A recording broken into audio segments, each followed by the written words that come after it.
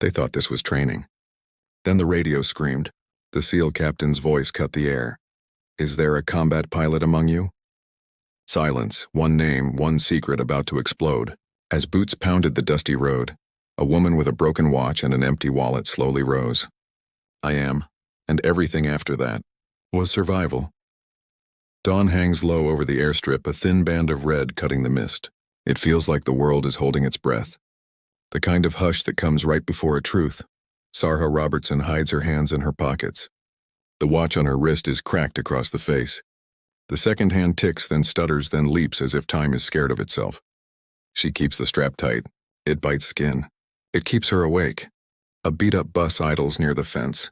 A dozen faces in the windows. Plain t-shirts. Plain jeans. No name tapes, no ranks. No place to pin a history. Sarha touches the other weight in her pocket. A thin leather wallet, empty, not because she is broke, because she chose to leave everything else out. Cards, tags, photos. Anything that ties her to anything. Blank paper inside. It feels like a dare. A gull wheels overhead and drops a shell on the asphalt. It shatters with a clean sound. She feels the echo in her bones. They called this a joint leadership exercise. A simple thing, the flyer said. Survive, lead, learn. They stripped away uniforms to make equals out of strangers. No one knows what the other can do. That is the rule. That is the test. She steps onto the bus and sits near the middle. She does not take the aisle. She does not take the window. She wants a slow view and a fast exit. Habit. The watch ticks. It limps forward. A man with calloused hands nods to her. "Marcus," he says. A woman with steadier eyes than the rest sits across the aisle. Jen. A tall guy with a careful way of breathing waits for the last seat. They all keep their names short. Like they're holding breath back, pines slide past the glass. The road is dusty, and every bounce throws fine powder into the light. It hangs there like smoke that forgot to burn. The bus climbs miles from the ocean deeper into folded hills. On the ridge ahead, tarps flash, tents, a flag without insignia. Men and women waiting to tell them where to walk and when to stop. Strangers making a map to the edge, they pile out. A megaphone coughs. The voice that follows belongs to someone who does not need it. It belongs to a throat built for bad weather. "Welcome," the voice says. No ranks. No specialties. No excuses. Sarha stands with the others as the rules fall like pebbles into a metal bucket. Food is scarce. Radios are for emergencies only. Bearings, checkpoints, time. No one must die. Everyone must move. The watch on her wrist ticks once, then stutters again as if to say, "We'll see." They break into teams. 20 bodies to a circle. The tall man, David, counts rations with a quartermaster's hands. Marcus scans the tree line like it owes him an answer. Jen knots a rope with the fluency of muscle memory. Sarha listens. She shelves details like stacked rounds. Who looks first? Who flinches? Who smiles when no one else does? They vote on a leader the way people split a check. Quick, polite, untidy. David takes the nod. He does not look thrilled, but he looks steady. Sarha says nothing. She has swallowed words for years so that the few she lets out can fly in a straight line. They begin the long walk. The dusty road ends at a line of firs, and then the world is green and dark and closing. The air smells like needles and wet bark. Every step hushes itself. This is the sound of feet thinking. Hours pass. The team learns each other by the shape of their breathing. Who fades on climbs? Who sings to hide it? Who looks for sun with their cheek? They reach a stream and refill bottles. The water is cold with a kind of honesty that hurts. At noon, the sky goes slate. Wind combs the trees backward. David calls a halt and checks the map. East looks easy. South looks worse. People argue gently, which is the most dangerous form. It feels kind. It wastes time. Sarha crouches by the creek and watches foam snag on a rock, spin, release, drift. She measures it the way a pianist measures silence. She is not trying to solve anything, but her mind solves anyway. They pick south because it feels like the plan with effort in it. Effort looks like wisdom when you're tired. The slope steepens. The trail goes from guess to rumor. Branches whip faces. The team shrinks to a single line of breath. By the time they stumble into a shallow basin, rain has found them. It is not kind. It pins shirts to spines. It makes every pack feel like a second person. Thunder stacks in the distance like furniture. Camp is a compromise. Tarps. Stakes. A trench with a name it doesn't deserve. Someone jokes about gourmet mud. Someone else coughs. They make fire from stubborn things. The night eats it. The circle huddles close. Sarha sits with her back to a stump. She pulls the empty wallet out and opens it like a book. She runs a thumb over the crease. There is nothing inside but a torn receipt with 3 numbers almost faded away. She remembers the day she wrote them. A radio frequency, a length, a bearing. She told herself she would throw it out when she healed. She never healed enough to forget. Marcus tells a story about a childhood kite that got away and fought the whole sky. Jen tells one about a storm at sea and a wrench that would not rust. David tells none. He listens like a warehouse. The watch ticks and stutters. Sarha presses the glass with her palm. Time walks with a limp. Maybe that is all time has ever done. Before sleep, someone twists the radio knob just enough to taste static. Then a word slides through. It is thin. It is scared.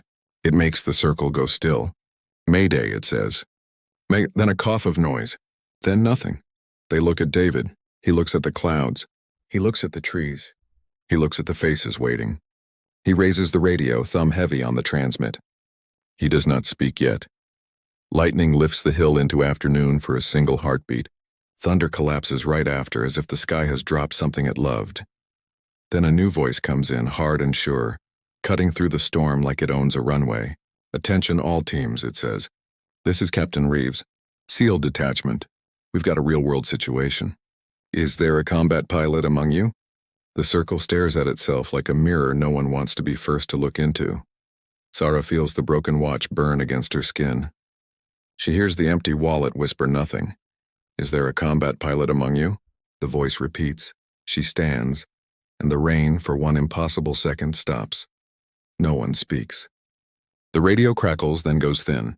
Captain Reeves's voice hangs like a wire in rain. Is there a combat pilot among you? He repeats like time is stuck and needs a shove. Sarha raises her hand as if the sky can see it. Yes, heads turn. Doubt and relief elbow each other. David blinks once, slow. Marcus's jaw clicks. Jen's eyes sharpen as if someone just slid a lens into place. Identify, Reeves says. Sarha Robertson. She stops there. She doesn't unwrap the past. That's how it has stayed quiet so long. A beat. Then, copy, hold for tasking. Hold. The word feels like a grip on the back of her collar. She touches the watch. The crack is a river of light. It catches rain and makes the second hand look drunk. Her other hand finds the empty wallet, leather soft as old fruit. Nothing inside. No cards, no photos. No weight except what memory adds. David turns fully to her. What do you need? Food now, she says. Pack light. Rain layers tight. Clean socks, rope, markers, and nobody tells stories to fill silence. We need the silence, they move. Jerky passed hand to hand. A lighter cupped from wind. Tape spools out white as bone. Their faces shift from curious to useful. The radio pops. Reeves again, voice trimmed to the nub. Civilian single engine. 2 souls on board. Last known over your hills, descending, possible engine failure. Weather is grounding us for now. We need ground, Sar. Do you have a pilot who can run search logic on foot? Yes, David says, eyes on Sarha. Affirm, she adds. Carrier trained, CAS qualified, SEER complete. Understood. No praise. Just, you have operational lead until air arrives. Window in unknown. Terrain will decide. We'll be on this frequency. The team looks smaller now, but denser, like the rain compacted them. Sarha kneels and draws the hill in mud. She marks the basin, the east saddle, the chute scar. She draws a J sweep. She places 3 X's where instinct and math shake hands. We start here, she says, tapping the first pocket. Work the J, we don't chase ghosts. We don't invent sounds to please our fears, David nods. You heard her. They step off. The dusty road they arrived on is gone behind fur and fog. The world turns to green and wet and breath. Mud grips ankles. Roots test knees. The rain deepens like a promise it intends to keep. The first pocket holds only bent grass and a suggestion of a skid. She kneels. Smells fuel that isn't there. Bounce, she says. No stop, they push toward the saddle. The wind shifts metallic. It tastes like old batteries on the tongue. The watch stutters. She checks it anyway, loving its refusal to be perfect. Camp chatter fades to work. Marcus and 2 others scout ahead with rope. Jen lays flagging in quiet, exact lines. David minders the middle like a shepherd counting ribs. At the saddle, the sky leans close. Clouds comb the ridge and come away snagged. The world sounds empty in a way that makes every whisper sound like a shout. Sarha points at the chute. If I were nursing a dying engine, she says, I'd ride that edge and pray for a miracle. She doesn't say she's flown that prayer. They drop into the chute. Granite glazed with moss, a place that wants you to sign a waiver. A glint of torn aluminum shows in fern. A rivet holds like a tooth that refused to join the fall.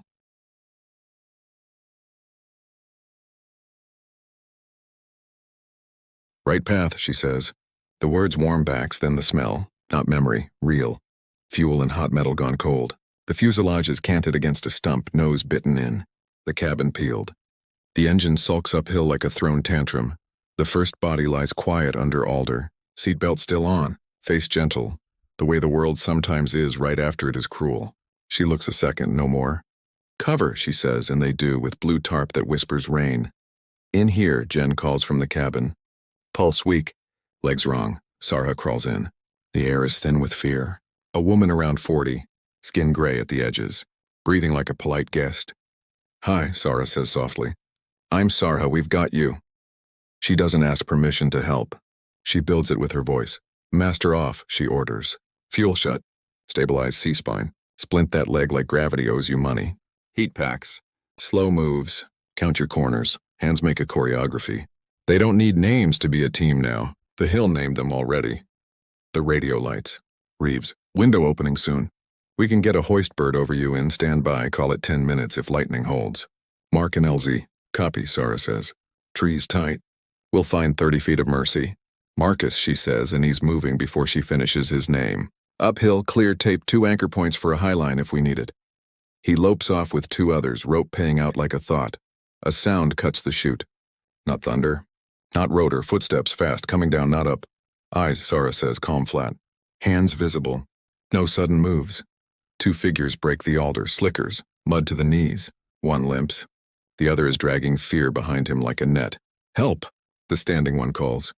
He's my brother, please. They are soaked, shaking, stunned. Not from the wreck. They do not smell like that. They smell like the hill and bad luck. Sarha steps out of the cabin. Palms open. Posture quiet. You made it to us, she says. I'm Sarha, breathe. Eli, the upright one, says, voice close to breaking. He nods at the limper. Tom. The blood on Tom's thigh is bright where rain hasn't washed it. Not arterial. Ugly. Fixable. How far have you come? She asks. Eli tries to point downhill, then gives up. Hours, we heard. Something. Thought it was a road. It wasn't, we kept moving. Dusty road, she says out of nowhere and wonders why she said it. Eli shakes his head. Just mud. All mud, Tom sags. Eli catches him. They're about to fold into the hill. Sit, she says, guiding them to a rock. Compression here. Tourniquet if it argues. Water in sips. Eli's hands tremble. We heard voices, he says. Not yours, men, they were angry. A stone drops cold in her stomach. Where? He points past the chute's shoulder. There. Marcus's voice comes down from the trees, low and tight. Sarha, I've got an LZ. But you'll want to see this. What? Footprints, fresh, not ours. The radio hisses. Reeves again, wind shredding his words. Bird lifting in 5. Lightning's flirting. I need your smoke in 3. Status? Sarha looks at the cabin, the survivor inside, the brothers, the team, the hill. The watch on her wrist stutters, then leaps as if it wants to matter again. Status? Reeves repeats. She keys the mic. Complicated. Then a shout from below, torn by wind. Heads. Movement! Something heavy snaps in the brush. Close. Closer. The forest froze. Wind held its breath. Sarha's voice dropped into calm. Don't, she said. The man with the orange cap hesitated, eyes flicking toward the sound of rotors. The chopper's echo was climbing fast through the fog, blades biting air. Rescue was coming, but so was something else. The other man's hand twitched near his jacket again. She saw the shape. Not a weapon. A radio, civilian. Frequency set too low for search teams. Step back, Sarha said. Hands where I can see them. They didn't move. Marcus, she called, never taking her eyes off the men. Yeah? Get smoke on them, not the wreck. Copy? Marcus hesitated. Copy. The air around them throbbed with the incoming helicopter. Rain sprayed sideways, snapping branches like dry nerves. The 2 strangers blinked through grit and rotor wash. Sarha's watch stuttered again. Tick, tick, pause, as if afraid of the next second. She thought of the last time she'd worn it in the cockpit, right before the mission that ended more than her flight record. The orange-capped man shouted through the noise. "We can help carry her!" Sarha shook her head. "You've done enough walking." A harness dropped through the mist. Jen and David loaded the unconscious survivor into the sling. The cable snapped taut, whining. Wind clawed their faces. Then, one clean, clear sound. Pop. Not thunder. Gunfire. The sling jolted, swung wide, smacking the fuselage. Jen dove, covering the survivor's head. Reeves's voice crackled in Sarah's ear. "Receiving fire, what the hell's happening down there?" "Unknown hostiles," she said. "Abort hover. Pull high until clear." The bird climbed, leaving the cable dangling like a question. Sarah turned. Orange Cap was gone. Shoulder set running through the brush, radio clutched in hand. "Marcus, David with me," she barked. They tore after him, slipping through wet mud and root tangles. The forest swallowed the noise except for the beat of their breath. The trail twisted down into a narrow ravine. The ground there was dry, too dry for the rain that had fallen all morning. Tire marks, faint but fresh, snaked through the leaves. Sarha crouched, fingers on the print. "Truck, maybe two," David frowned. "What do they want out here?" "Same thing the pilot was carrying," she said. "Whatever's in that wreck wasn't just cargo." Marcus kicked something half-buried. Metal case no bigger than a book, no labels. The lock had been pried once already. "Empty," he muttered. "Whatever was here, they beat us to it." Sarha slipped her empty wallet from her pocket, stared at it a moment, then put the case inside. "Maybe not," she said quietly. "Maybe this is the wrong one." Lightning strobed the ravine. When the world went white, she saw a silhouette at the ridge, orange cap, gun leveled. Down. The shot came late. Mud spat beside her face. When she looked up, he was gone. Only his voice echoed between the trees. "You shouldn't have answered that call, pilot." Rain began again, heavier, angrier. She looked at the broken watch. The second hand was gone. Time now had stopped. The rain carved lines in the mud, thin rivers racing downhill.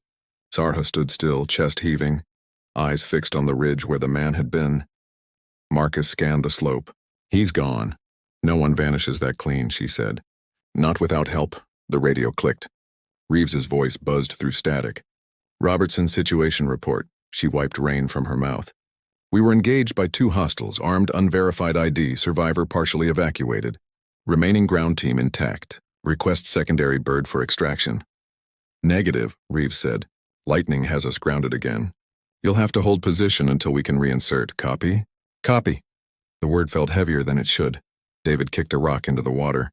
"So what now?" Sarha looked down at the case in her hand. "Now we find out what they wanted." They sheltered beneath a jut of rock. Marcus wedged a knife under the lid and pried. The latch gave. Inside, nothing but a small folded scrap, plastic wrap to stay dry. She unfolded it carefully. Numbers, just like the ones in her wallet's old receipt. Different order. Same pattern. Her throat tightened. "Coordinates. Yours?" David asked. She shook her head slowly. "No, these are north." 2 clicks. "If the crash was bait, then the drop is still waiting," Marcus finished. Wind howled through the trees like a warning. Sarah slipped the paper into her empty wallet. It gave the leather weight again, the first in months. "We moved before they doubled back." They hiked north through thickets and soaked brush. The path narrowed, slick as memory. Her watch no longer ticked, only reflected her own tired eyes. Every sound mattered now. The creak of a strap, the thud of mud, the sigh of wind through wet needles. After an hour, they reached a clearing. The earth was scorched in a perfect circle. Black ash, white edges. The smell was wrong, burned fuel and cold metal. David crouched. "This wasn't lightning." "No," Sarah said. It was a pickup. Something shimmered in the ash. A fragment of glass curved. She dug it out. A visor lens. Pilot grade. Hers once. She held it up to the dim sky. Rain ran over it, distorting her reflection into something braver than she felt. Marcus stiffened. Movement. Figures emerged from the fog. 3 this time, all in dark slickers, rifles low but ready. Sarha took 1 step forward, voice low but carrying. "You don't need to do this," one of them laughed. "Neither do you, Captain." She froze. He knew. The broken watch on her wrist glinted like a secret trying to surface. Rain fell sideways now, carving the clearing into rivers. The 3 gunmen fanned out, boots sucking at the soaked ground. Sarha didn't move. She stood with her hand slightly raised, broken watch catching pale light like a cracked halo. Captain Robertson, the one in front said. His hood was down. His face was all edges and calm eyes that had seen too much. We've been looking for you. Marcus shifted beside her. Friends of yours? Not the kind you invite twice, she murmured. The man smiled without warmth. You left something unfinished. The payload from the crash, it wasn't supposed to burn. We need it back. The payload's gone, Sarha said. Your pilot didn't make it. The only thing left is ash. He gestured toward the visor in her hand. Then explain that. She closed her fingers around it. Proof that fire doesn't keep secrets. He took a step closer. The others mirrored him, rifles half raised. You're going to show us where the secondary drop is. We know the coordinates exist. The signal died with your watch, but not before it pinged our system. Her chest tightened. The watch, her father's old piece.